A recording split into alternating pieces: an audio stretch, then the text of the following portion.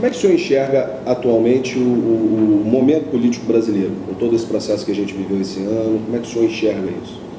Eu vejo com um misto de muita preocupação e muita responsabilidade. Preocupação porque você tem um encontro terrivelmente complexo de fatores hostis e ameaçadores sobre a sorte da família brasileira, da sociedade brasileira, por agora e especialmente para as novas gerações.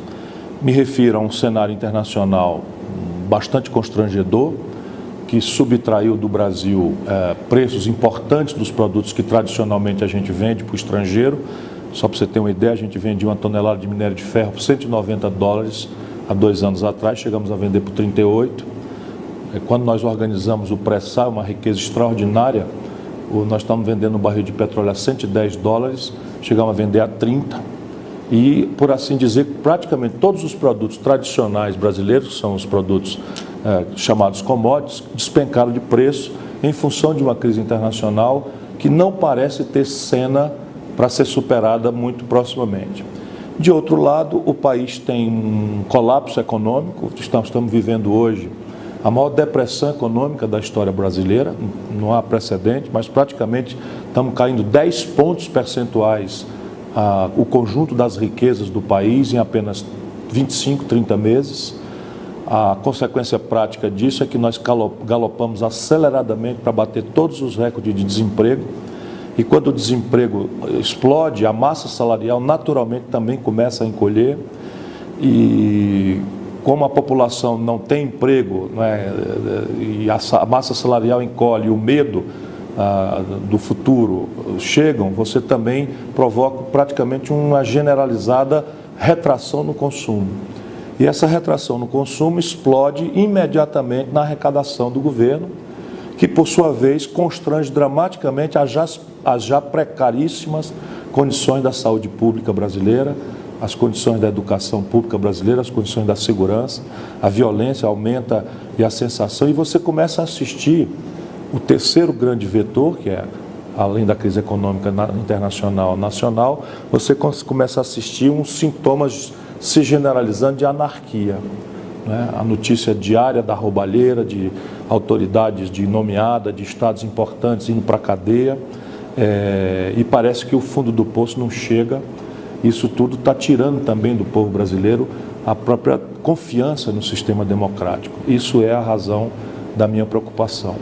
Por outro lado, na tradição brasileira, esses momentos acabam sendo potencialmente muito fecundos para o surgimento de ideias mais sérias, de ideias que tenham um compromisso um pouco mais complexo com a realidade brasileira, que não é trivial, que não é simples, o que nos permite talvez, e essa talvez seja a grande tarefa do pensamento progressista brasileiro, que não se corrompeu, que não transigiu, que não conciliou com esse tipo de pragmatismo que acabou levando o Brasil a um golpe de Estado, de convocar a inteligência do país e tentar construirmos, e há saídas para o Brasil.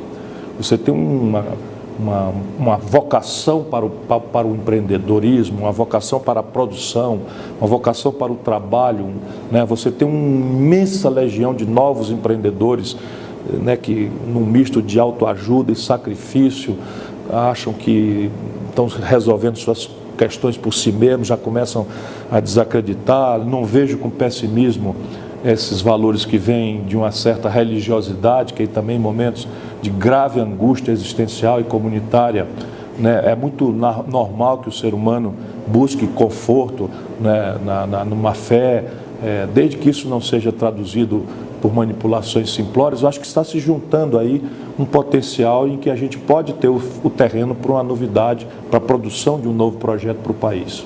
Essa novidade seria Ciro Gomes?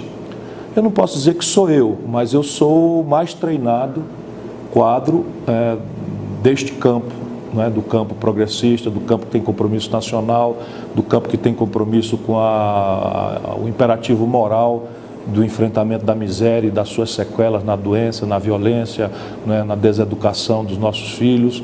Eu acumulei uma vivência e consegui atravessar até aqui, 36 anos depois, tendo governado a economia do país como ministro da Fazenda, sob o presidente Itamar, tendo governado o 8º Estado brasileiro, tendo governado a 5ª cidade do Brasil, tendo servido ao país né, como ministro no primeiro governo do presidente Lula, tendo a experiência no parlamento, tanto estadual quanto federal, ninguém chegou tão longe com tal treinamento, tendo aprendido com os meus próprios erros, se preservando. Não respondi, nada mais é do que a minha obrigação, sequer a um único inquérito, nem sequer para ser absolvido.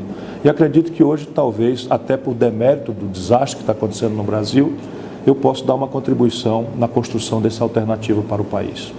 Como é que o senhor enxerga a estruturação, vamos falar um pouquinho agora para dentro, a estruturação partidária? Isso significa que nós temos um candidato a presidente da República em 2018, que é o Ciro Gomes. O presidente Lula já tem dito que é uma candidatura que não volta atrás.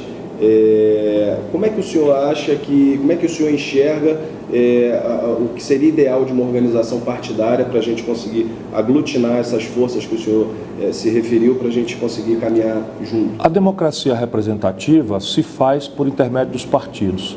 Há uma enorme exaustão no mundo inteiro desse tipo de linguagem, mas não há fórmula, a humanidade não conseguiu ainda aprender outro caminho dentro da democracia que não sejam as organizações partidárias. Portanto, nesse momento, nós do PDT temos uma tarefa importante de tentar, de um lado, ajudar a população a entender que fora da política não há solução para nada. É até compreensível, né? O ódio, a angústia, o certo nojo, especialmente entre os mais jovens, da linguagem política, da tradição política e da própria homogeneização no que há de pior dessa palavra, né, na salada geral em que aparentemente se transformou o quadro partidário. Isso não é verdade. É claro que agora é um pouco mais complexo, um pouco mais difícil, mas nós precisamos ajudar, de um lado, né, a mostrar ao povo que fora da política não há solução para nenhum dos nossos problemas. Do preço do feijão, a condição de empregabilidade, do valor potencial dos salários, a condição com que se trata os nossos pais e avós aposentados, a qualidade do hospital, passando pela emancipação do filho do trabalhador e da pequena classe média que não dão conta de pagar mensalidade escolar. Tudo isso, quem resolve para o bem ou para o mal é a política. Portanto, nós precisamos recuperar isso para toda a linguagem, para que a gente volte a crer na democracia e não alimente ilusões que no passado já se provaram muito amargas no Brasil e no mundo, de que haja atalhos. Não há. Não há atalho. Salvador da pátria é mentira. Todo e qualquer político que se apresente como não político nada mais é do que um mentiroso, porque o que ele está querendo é explorar da forma mais perversa e mentirosa possível essa justa queixa com relação à política tradicional. E você tem que fazer isso a bem de si próprio, do seu negócio, do seu empreendimento, da sua família, da nossa comunidade e da nossa nação. E o PDT é um partido que tem se preservado. Nós temos talvez um encontro absolutamente importante para esse momento do Brasil, que é uma luz do nosso passado histórico, não é? O Brasil moderno foi fundado pela concepção trabalhista. O Brasil era um país estritamente rural, um país sem qualquer tipo de compreensão da vida moderna do mundo, e em cima desse país praticamente sem elite, a não ser uma elite muito conservadora, oligárquica, amarrada ao feudalismo rural, enfim, na sucessão, né, do latifúndio e do escravista, não é? É aí que o trabalhismo brasileiro nasce como uma grande ideia, né, com figuras que tiveram um protagonismo central na história brasileira. Getúlio Vargas, né, João Goulart, Leonel Brizola, para citar os mais populares. Mas você tem que falar em Pasqualini, que é um formulador importante, você tem que falar num Darcy Ribeiro, que já é um desenho mais moderno, já mais pós-moderno, né, em que você já coloca a centralidade da educação e da identidade cultural nacional como elementos centrais de uma compreensão de nação que o Brasil ainda está por construir, na medida em que nós experimentamos retrocessos americanófilos, né, da imitação das instituições do mundo rico, que nada dizem coerência com a nossa cultura, com a nossa tradição, com as nossas virtudes, talentos, potenciais e manhas, né? Porque as nossas manhas também são extraordinárias. Basta ver quando elas aterrissam na Bossa Nova, no Cinema Novo, né, no Vila Lobos, enfim, quando o Brasil se expressa com autoconfiança, o Brasil é capaz de produzir em qualquer área, né, agora modernamente em neurociências, nós temos protagonistas globais, e isso só para não cansar, né? Mas nós do PDT temos essa luz que ilumina, né, a trajetória histórica, e temos nesse momento de moralismo até exacerbado, em que a centralidade da ladroeira, da corrupção, né, espalha a amargura na boca do nosso povo, nós não temos nenhum companheiro misturado nessa coisa, nenhum companheiro misturado nisso. E isso vale porque é nossa obrigação, mas a gente pode se apresentar sem precisar estar se defendendo, né? E a partir daí extrair nesse encontro o que importa. O que é que importa para o Brasil? A questão nacional, a questão do desenvolvimento estrangulado e a questão da superação da pobreza e da miséria e das suas sequelas, volto a dizer, porque é a minha obsessão na dificuldade para educar os filhos, na dificuldade para trazer a família com saúde e na paz que a família brasileira perdeu, porque hoje o espinho do medo está no coração de todo mundo, nas cidades grandes, médias ou pequenas. Como é que o senhor enxerga essa juventude hoje que ocupa as escolas em defesa dos seus direitos, contra a PEC dos gastos? Como é que o senhor enxerga a organização dessa juventude e essa juventude numa eleição em 2018?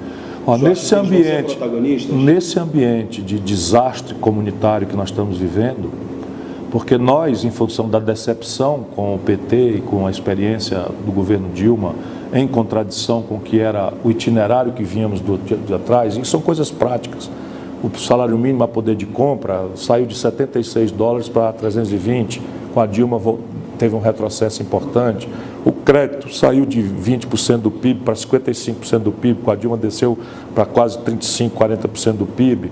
A rede de proteção social começou a perder a eficácia na proteção contra a fome. Só para citar exemplos pragmáticos aí, o servidor público começou a se queixar de não reposição de seus salários, então houve uma imensa frustração, não é, do nosso lado com aquilo que foi a pregação vis-à-vis a prática.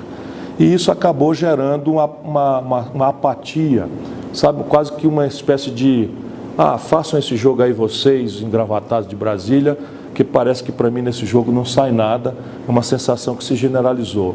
E isso é o pior que pode acontecer com o Brasil. Qual não é a nossa maravilhosa surpresa? Explode a juventude brasileira. E agora de forma focada, ao invés de ser simplesmente uma negação ou uma coisa angustiada, como foi em 2013, agora tem um foco, tem clareza de que nós não aceitamos o golpe de Estado, a usurpação do poder popular por uma quadrilha, né, de imorais e de entreguistas do interesse nacional. É um foco que diz que nós queremos mudanças na educação, mas queremos vê-la discutida generosa e fraternalmente, sem qualquer tipo de autoritarismo ou imposição de cima para baixo, pela inteligência nacional brasileira, que nós queremos austeridade nas contas públicas, mas não aceitamos que essa austeridade preserve a fatia do leão da especulação financeira, da agiotagem oficial e sacrifique os aposentados, sacrifique os trabalhadores, né, do serviço público, ou pior ainda, sacrifício a já mal e porca saúde pública do país, a já mal e porca educação pública do país, a já mal e porca segurança pública do país. Então isso é muito importante. Claro que não cabe a mim, que já fui governante, já fui governador, já fui prefeito, recomendar ou censurar a linguagem.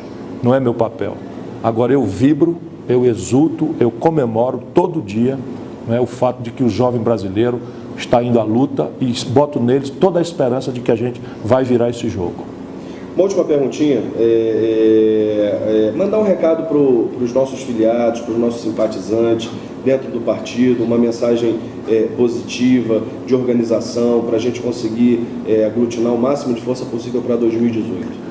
Companheiros, o momento hoje é de grave perplexidade. Nós vamos entrar na direção nacional no esforço de reunir a inteligência brasileira para formular, com começo, meio e fim, um projeto nacional de desenvolvimento. Nós precisamos responder concretamente. Chega de se queixar, nós apanhamos um golpe de Estado, vamos continuar denunciando, nós estamos experimentando retrocessos dramáticos que não foram pactuados com a sociedade, violando a própria ordem constitucional de 88, mas isso agora não vai mais ser resolvido com queixumes e zangas. Nós precisamos qualificar nossa queixa, nossa zanga, justíssima, postular pela redemocratização do país, pela restauração da autoridade da chefia do Estado Nacional Brasileiro, pela restauração da soberania nacional violada pela entrega de riquezas importantes, como é o caso do pré-sal, mas fundamentalmente nós precisamos de inteligência, mão de obra e militância. Portanto, eu peço a vocês, vamos nos conectar, vamos tomar conhecimento da agenda do partido, vamos tomar conhecimento da dinâmica de comunicação da Fundação Leonel Brizola, das nossas instituições, da nossa TV, para que a gente possa, de fato, mobilizar esse grande mutirão, num primeiro momento, entre nós, não é? Mas no passo imediato, mobilizar a inteligência brasileira para chegar ali em 2018, prontos para oferecer ao país uma solução, volto a dizer, com seriedade, com o pé no chão, mas com os olhos postos no futuro, pensando num país que vai fazer o mundo dele se admirar assim que nós nos reencontrarmos com a nossa própria raça.